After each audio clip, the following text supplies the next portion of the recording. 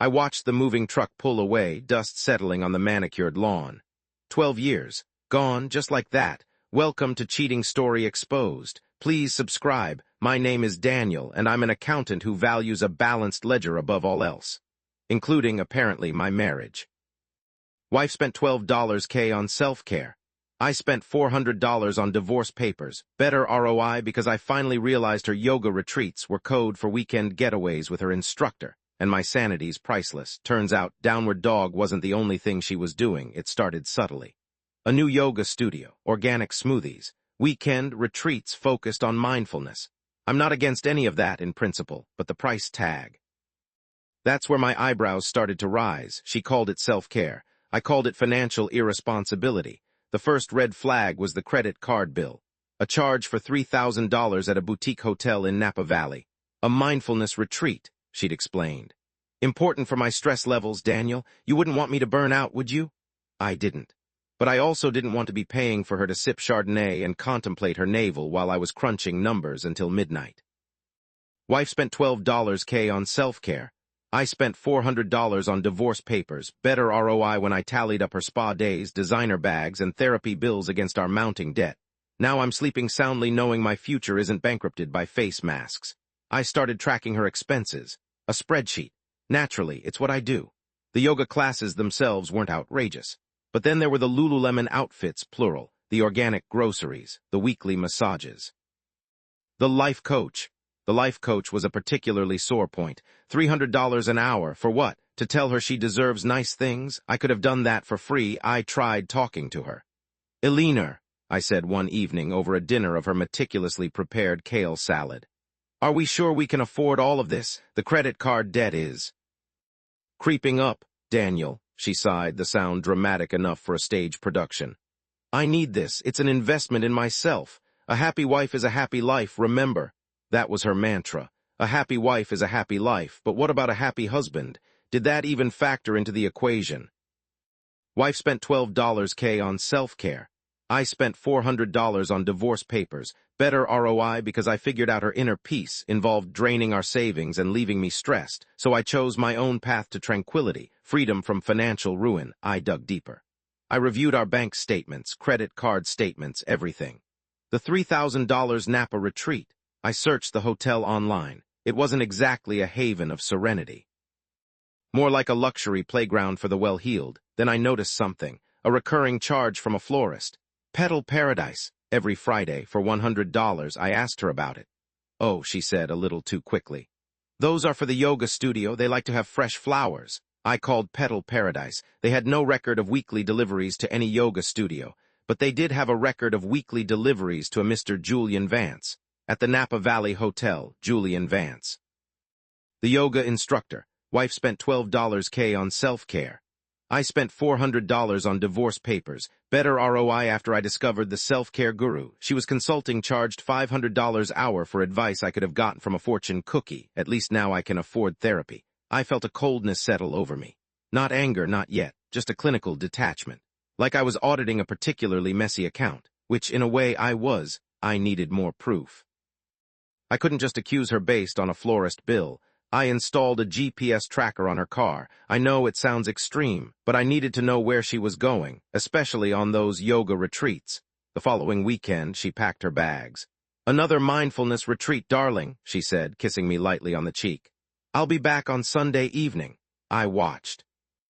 Her drive away, the GPS tracker pinging her location on my phone. Not to the yoga studio. Not towards any spa, towards Napa Valley. I drove there myself. It was a long drive, but I needed to see it with my own eyes. I arrived at the hotel late Saturday afternoon. I parked in the back, trying to be discreet. I walked through the lobby, casually observing. I saw them by the pool, Eleanor and Julian, holding hands, laughing. She looked happy, happier than I'd seen her in years. He was younger than me. Tanned, muscled, the kind of guy who probably spent more time in front of a mirror than I did at my desk.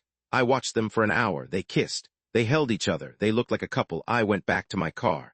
The coldness inside me had solidified into something harder, something resolute. I didn't confront her, not then. I wanted to gather all the evidence. I wanted to be prepared. I hired a private investigator. It cost me $1,000, but it was worth it. Provided me with photos. Lots of photos. Photos of Alina and Julian together. At the hotel, at restaurants, at his apartment, the photos were explicit. Enough said. I also asked him to investigate Julian Vance. Turns out his real name was Kevin Miller. He had a string of unpaid debts and a history of dating married women. A real piece of work. With all the evidence in hand, I contacted a lawyer. A good one. A shark, really. She specialized in divorce cases. I showed her the evidence. The credit card statements, the florist bills, the GPS data, the photos, the private investigator's report. You have a strong case, Mr. Hayes, she said, her eyes gleaming. A very strong case. We discussed my options. I wanted everything. I wanted to protect my assets. I wanted to make sure Alina didn't get away with draining my bank account to fund her affair. Wife spent $12K on self-care. I spent $400 on divorce papers. Better ROI because I finally realized her yoga retreats were code for weekend. Getaways with her instructor, and my sanity's priceless. Turns out Downward Dog wasn't the only thing she was doing. I filed for divorce. The day she was served with the papers, she was furious. She stormed into my office, papers clutched in her hand. How could you do this, Daniel? She screamed. After everything I've done for you? Everything you've done for me, I repeated, raising an eyebrow. You mean like spending my money on your self-care while having an affair with your yoga instructor? Her face flushed. That's not what it was, she stammered. Oh, really? What was it then, Alina? A spiritual awakening, a journey of self-discovery, because it looks a lot like cheating to me. She tried to deny it. She tried to gaslight me. She tried to play the victim, but I had the evidence. I had the photos. I had the truth. The divorce was messy. She fought me every step of the way. She tried to claim half of everything. She tried to paint me as a controlling, uncaring husband, but my lawyer was relentless. She presented the evidence in court. She exposed Alina's affair. She showed how she had been spending my money on her own selfish pursuits. The judge wasn't impressed. He ruled in my favor. I got the house. I got the majority of the assets. Alina got a fraction of what she had hoped for. She was devastated. She couldn't believe she had lost. She had thought she could manipulate me. She had thought she could get away with it. But she was wrong. I walked away from the divorce a richer man. Not just financially, but emotionally. I was free. Free from her lies, her deceit, her financial recklessness. Wife spent $12K on self-care. I spent $400 on divorce papers. Better ROI when I tallied up her spa days, designer bags, and therapy bills against our mounting debt. Now I'm sleeping soundly knowing my future isn't bankrupted by face masks. The $400 I spent on the divorce papers was the best investment I ever made. The return on investment was immeasurable. I started dating again. I met someone new, someone who appreciated me for who I was, someone who didn't see me as a walking ATM. Her name is Abigail. She's an artist. She's creative, intelligent, and kind. And she actually appreciates a home-cooked meal more than a $300 massage. We're happy together. We travel. We laugh. We support each other. And we're both financially responsible. Imagine that. Alina, on the other hand, is still with Julian. Or Kevin, whatever his name is. They're living in a tiny apartment, struggling to make ends meet. He's still giving yoga lessons, and she's, well, I don't really know what she's doing, probably searching for her inner peace. I sometimes wonder if she regrets her choices, if she realizes that she threw away a good thing for a fleeting moment of pleasure, but I don't really care. I've moved on, I'm happy, and that's all that matters. Wife spent $12K on self-care. I spent $400 on divorce papers. Better ROI because I figured out her inner peace involved draining our savings and leaving me stressed. So I chose my own path to tranquility, freedom from financial ruin. I learned a valuable lesson from all of this. Trust your instincts. Pay attention to the red flags, and don't be afraid to walk away from a situation that's not serving you. Sometimes the best investment you can make is in yourself, in your own happiness, in your own peace of mind, and sometimes that means spending $400 on divorce papers. The satisfaction of knowing I wasn't being taken advantage of regaining control of my financial future, was worth far more than any amount of money she spent on her self-care. It's not about being vindictive. It's about protecting yourself. It's about knowing your worth. And it's about finding someone who values you for who you are, not for what you can provide. Wife spent $12K on self-care.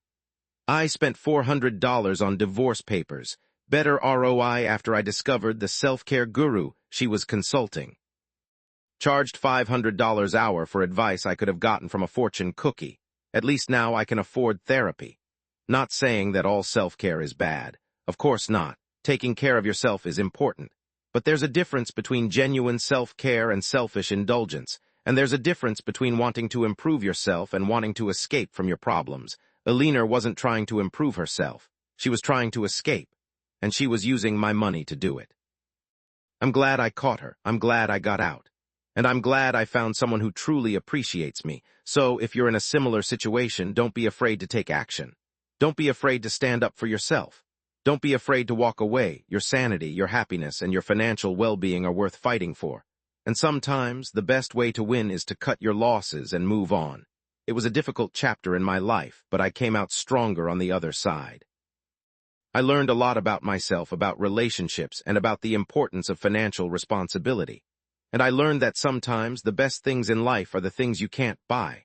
Like peace of mind, like self-respect, like true love. I look back on that time with a sense of closure. I don't harbor any resentment towards Alina. I wish her well even though she hurt me, but I'm grateful for the experience. It made me who I am today. It taught me valuable lessons. And it led me to Abigail. So thank you, Alina, for the $12,000 self-care. Because it ultimately led me to a much better ROI. A lifetime of happiness. Welcome to Cheating Story Exposed. Please subscribe. My name is Daniel, and I'm an accountant who values a balanced ledger above all else. And now my life is finally in balance.